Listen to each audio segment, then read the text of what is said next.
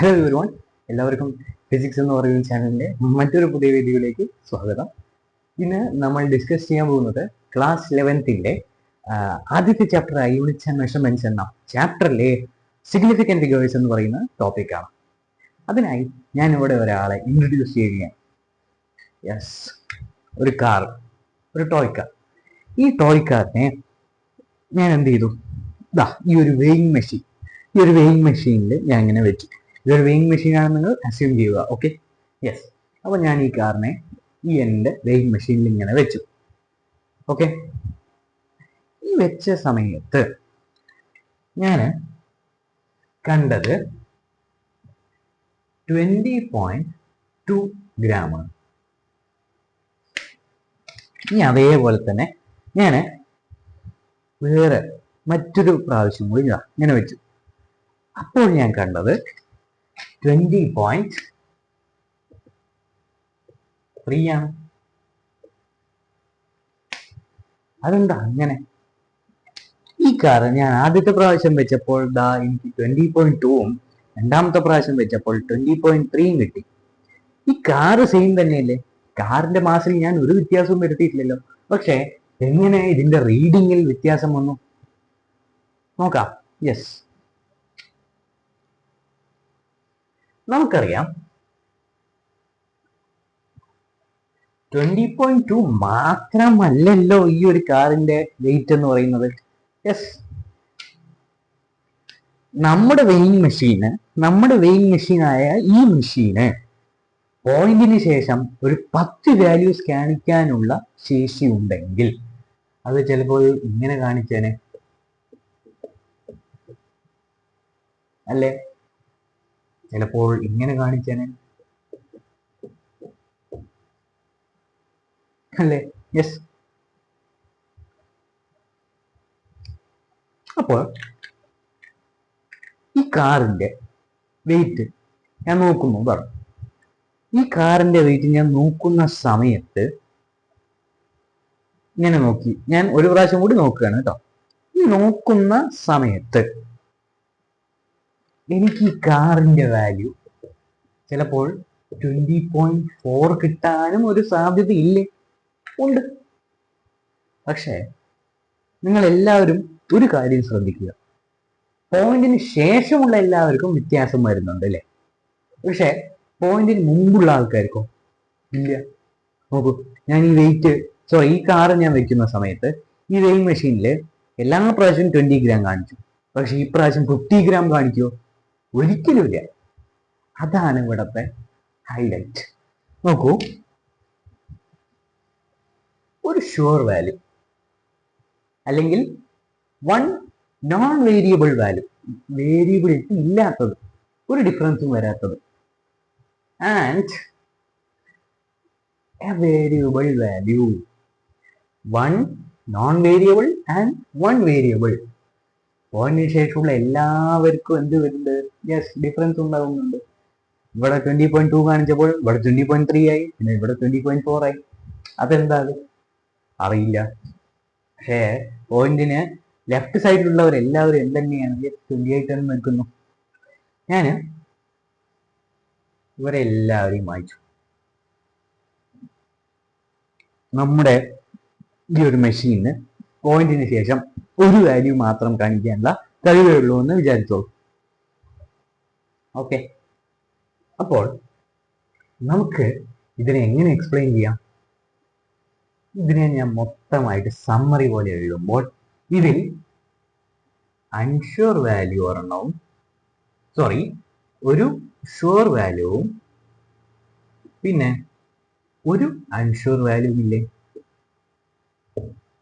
അല്ലേ? യെസ്, ഇവിടെ 20 എന്ന് പറയുന്ന ഷുവർ ആണ്. കാരണം എന്താ? കാറിന്റെ വെയിറ്റ്.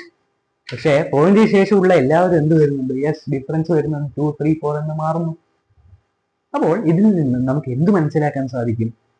യെസ്, ഇവിടെ ഒരു ഷുവറും പിന്നെ ഒരു അൺഷുവർ വാല്യൂ വരുന്നുണ്ട്. Okay, yes. നമ്മൾ ഈ ഒരു സംഭവം പറഞ്ഞില്ലേ, ഇതിനെയാണ് സിഗ്നിഫിക്കന്റ് ഫിഗേഴ്സ് എന്ന് വിളിക്കുക. Okay, yes, significant figures. One sure and one unsure value consists of a significant figure. ഒരു ഷുവർ വാല്യൂവും പിന്നെ അതേപോലെ തന്നെ മറ്റൊരു അൺഷുവർ വാല്യൂവും കൂടി ചേരുമ്പോഴാണ് അവിടെ ഒരു സിഗ്നിഫിക്കൻറ്റ് ഫിഗർ ഉണ്ടാവുക. ഇത്രയുമാണ് നമുക്ക് ഈ ഒരു സിഗ്നിഫിക്കൻറ്റ് ഫിഗേഴ്സ് എന്ന് പറയുന്ന ടോപ്പിക്കിൽ പഠിക്കാനുള്ളത്. ഇനി നമ്മുടെ എക്സാമുകളിൽ ചോദിക്കുന്നത് ഇങ്ങനെയൊന്നുമല്ല, മറ്റൊരു രീതിയിലാണ് ചോദിക്കുക. ഒരു നമ്പർ നിങ്ങൾക്ക് ഇങ്ങോട്ട് തരും, എന്നിട്ട് അതിൽ എത്ര സിഗ്നിഫിക്കൻറ്റ് ഫിഗേഴ്സ് ഉണ്ടെന്ന് കണ്ടുപിടിക്കാൻ ചോദിക്കും. ഇതാണ് ഇവിടുത്തെ ട്വിസ്റ്റ്. ഓക്കെ, നമുക്കറിയാം സിഗ്നിഫിക്കൻറ്റ് ഫിഗേഴ്സ് എന്ന് പറഞ്ഞാൽ നമ്മൾ ആദ്യം കണ്ട പോലെ തന്നെ പോയിന്റ് വാല്യൂ ഉണ്ട് അല്ലേ? യെസ്.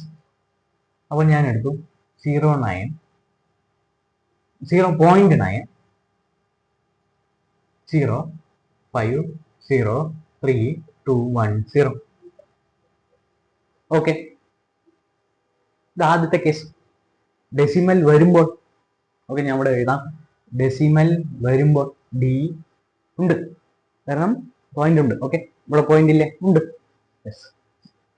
ഈ ഒരു സാഹചര്യത്തിൽ ഇവിടുത്തെ സിഗ്നിഫിക്കൻറ്റ് ഫിഗേഴ്സ് എത്രയാണെന്ന് ചോദിച്ചാൽ ഒരൊറ്റ റൂളേ ഉള്ളൂ. നമ്മുടെ NCERT ടെക്സ്റ്റ് ബുക്കിൽ ഇതിന്റെ മറ്റൊരു രീതിയിലാണ് കൊടുത്തിരിക്കുന്നത്. പക്ഷേ എന്നിരുന്നാലും ഇത് 1-2 മാർക്കിന് ചോദിക്കുന്നത് കൊണ്ട് തന്നെ വളരെ ഈസി ആയിട്ടുള്ള രീതിയിൽ സമയലാഭത്തിന് നമുക്കിതിന് പ്രയോറിറ്റി കൊടുക്കാം. അതുകൊണ്ട് തന്നെ ചെറിയൊരു സിമ്പിൾ ആയിട്ടുള്ള റൂളാണ് ഈ വീഡിയോയിൽ പഠിപ്പിക്കാൻ പോകുന്നത്. Okay, yes. ഇവിടെ നോക്കൂ, നമ്മൾ ആദ്യം ഇങ്ങനെ ഒരു നമ്പർ തന്നാൽ, വിത്ത് ഡെസിമൽ പോയിന്റ് ഉള്ള ഇങ്ങനെ ഒരു നമ്പർ തന്നാൽ, നമ്മൾ ആ നമ്പറിലെ ആദ്യത്തെ 0 അല്ലാത്ത ആളെ നോക്കും. ഇവിടെ 0 അല്ലാത്ത ആൾ 9 ആണ്. അതിനുശേഷമുള്ള എല്ലാവരും സിഗ്നിഫിക്കൻ്റ് ആണ്. ഓക്കെ, ഡെസിമലില് വരുന്ന കേസിൽ നമ്മൾ ആദ്യത്തെ നോൺ സീറോ വാല്യൂവിനെ നോക്കി. അപ്പോൾ ആ നോൺ സീറോ വാല്യൂവിന് ശേഷമുള്ള എല്ലാവരും സിഗ്നിഫിക്കൻ്റ് ആണ്. അപ്പോൾ ഇവിടെ എത്ര സിഗ്നിഫിക്കൻറ്റ് ഫിഗേഴ്സ് ഉണ്ടെന്ന് ചോദിച്ചാൽ 1 2 3 4 5 6 7 8. There are 8 significant figures in this number. ഇനി ഞാൻ ഇതേ സ്ഥാനത്ത് 0 ഒഴിവാക്കിയാലും, ഇവിടെ 0.9 ഉണ്ട്, ഇവിടെ ഞാൻ 0.9 തന്നെയാണ്. ഇവിടെ ഡെസിമൽ ഇല്ല. ആ സമയത്തോ നമ്മൾ ആദ്യം ചെയ്ത പോലെ തന്നെ നോൺ സീറോ വാല്യൂ എടുത്തു. ആദ്യത്തെ 0 അല്ലാത്തൊരു നമ്പറിനെ ഞാൻ എടുത്തു. ഇനി നമ്മൾ പറഞ്ഞു ആദ്യത്തെ കേസിൽ 0 അല്ലാത്ത ആളുടെ തൊട്ട് ഈ നമ്പറിന്റെ അവസാനം വരെ സിഗ്നിഫിക്കൻ്റ് ആണ്. പക്ഷെ ഡെസിമൽ ഇല്ലാത്ത വാല്യൂസിൽ അങ്ങനെയല്ല. എങ്ങനെയെന്ന് പറഞ്ഞാൽ നമ്മൾ ആദ്യത്തെ സ്റ്റെപ്പ് പോലെ തന്നെ എന്ത് ചെയ്തു? യെസ്, ഒരു നോൺ സീറോ വാല്യൂ കൺസിഡർ ചെയ്തു. ഇനി നമ്മൾ ഈ നമ്പറത്തെ ലാസ്റ്റ് നോൺ സീറോ വാല്യൂ കൂടി ഒന്ന് നോക്കണം. എന്നിട്ട് അവരെ രണ്ടുപേരെയും റൗണ്ട് ചെയ്ത് വെക്കും. ഇതിൻ്റെ ഉള്ളിലുള്ള ആൾക്കാർ എത്രയാണ്? 1 2 3 4 5 6 ആണ്. ഇത്രയും സിഗ്നിഫിക്കൻ്റ് ഉണ്ടാവും. രണ്ടിൻ്റെയും ആദ്യ ഭാഗം സെയിം ആണ് എന്ന് പറഞ്ഞാൽ ആദ്യത്തെ നോൺ സീറോ വാല്യൂ കണ്ടുപിടിക്കുക. ഡെസിമൽ ആണെങ്കിൽ ആ നോൺ സീറോ വാല്യൂവിന് ശേഷമുള്ള എല്ലാവരും സിഗ്നിഫിക്കൻ്റ് ആയിരിക്കും. നോൺ ഡെസിമൽ ആണെങ്കിൽ ആ വാല്യൂവിന് ശേഷമുള്ള അടുത്ത, അതായത് ആ ഒരു നമ്പറിന്റെ ലാസ്റ്റ് നോൺ സീറോ വാല്യൂ വരെ അത് സിഗ്നിഫിക്കൻ്റ് ആയിരിക്കും. ഞാൻ ഈ രണ്ടാമത്തെ പ്രോബ്ലത്തിൽ ഒരു മിസ്റ്റേക്ക് വരുത്തി. ഈ 2 ആണോ നോൺ സീറോ വാല്യൂ? അല്ല, 1 ആണ് കേട്ടോ. ഓക്കെ, അപ്പോൾ 7 വരും. Okay, there are 7 significant figures.